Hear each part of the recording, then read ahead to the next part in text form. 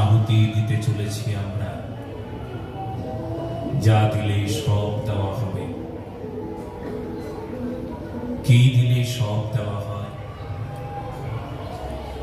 এমন কি বিষয় আছে যা দিলে সব দেওয়া হয়ে যাবে? সেটা কি? অনেক সময়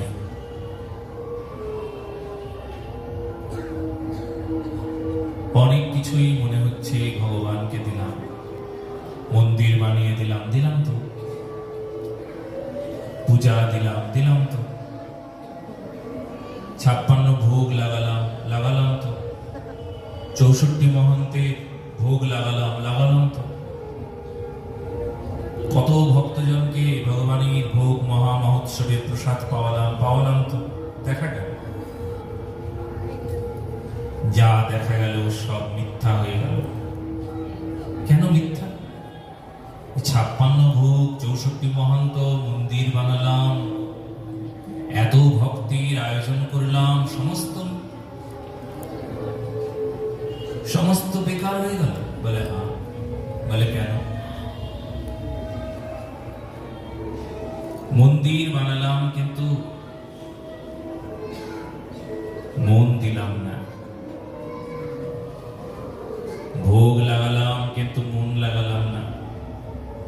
56 ভোগ লাগিয়েছি, 56টি ব্যঞ্জন হয়েছে, 56 ব্যঞ্জনের একটা ব্যঞ্জনেও মন দিই নাই, মনটা অন্য কোথাও দিয়ে দিয়েছি।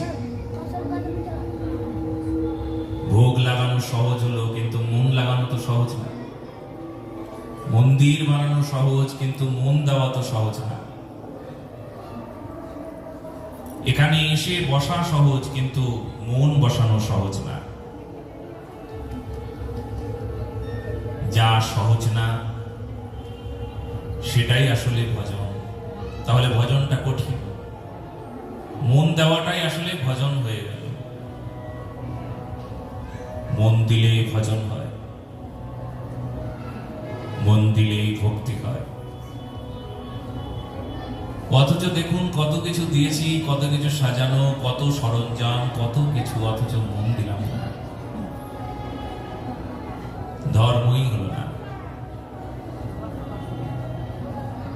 সহজগুলো করছি, কিন্তু যা কঠিন সেটা করতে পারছি না। হ্যাঁ, এইটুকু একটা মন, সেই মনটাকে, একটাই মন, তাও ভগবানকে দিতে পারছি না, অথচ অনেক কিছু দিয়ে দিলাম, কিছুই হচ্ছে